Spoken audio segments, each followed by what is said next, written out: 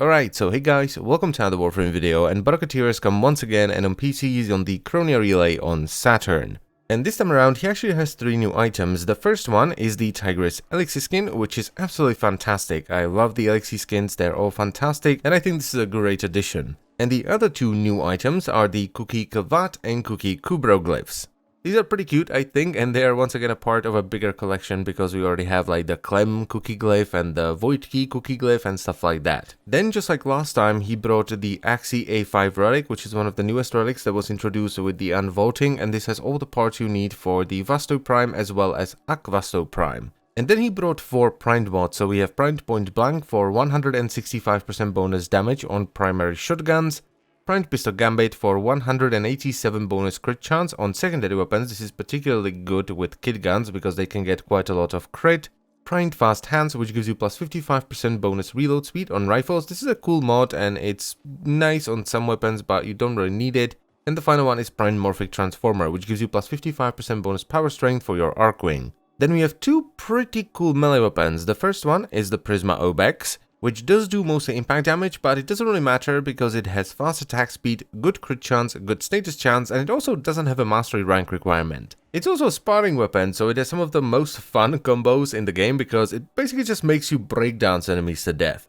And the second one is the Prisma Dual Cleavers, which is an absolute monster of a melee weapon. The only downside of this one is that it doesn't have an awful lot of range, but it does mostly slash damage. It has good crit chance, very high crit multiplier, good status chance, and it only requires mastery rank 3. Next on the menu is the Teer Sagatra, which is just a small cosmetic accessory for your melee weapons that sort of dangles off the handle or both handles if you're dual wielding and can be colored separately to the melee weapon. And that is followed up by 2 Cyandanas. The first one is the Domu Cyandana, or the Lyset Cyandana, because the anchor is actually a small Lyset. And while for me personally the Cyandana is a little bit dinky, it does not look half bad. And the second one is the Teer Solstice Cyandana, which is sort of the wintry version of the Teer Cyandana that actually has a lot more detail than the standard Teer Cyandana. Then he brought the Teer Atmos mask, which is sort of just a Bane mask for your operator, so here is what changing the primary color will do, and here is what changing the secondary color will do. He also brought a full set of the Teer armor, so the chest plate, the shoulder plates, and the leg plates, which doesn't look amazing on most frames, I don't think, but, you know, it's not a bad armor set, especially on some frames like Vauban. Prime looks really good with the shoulder plates. Then there is Teer. For whatever reason, this does not have the proper name. I'm pretty sure this used to be called the Teer color palette, but this has some browns, some sort of grayish blues and bluish greens. I don't know what these colors are, man, but it's not too expensive. We might as well buy it. Then there's the Teer Tribute Glyph, which actually looks really nice, and I think it fits in with all the Solstice stuff actually.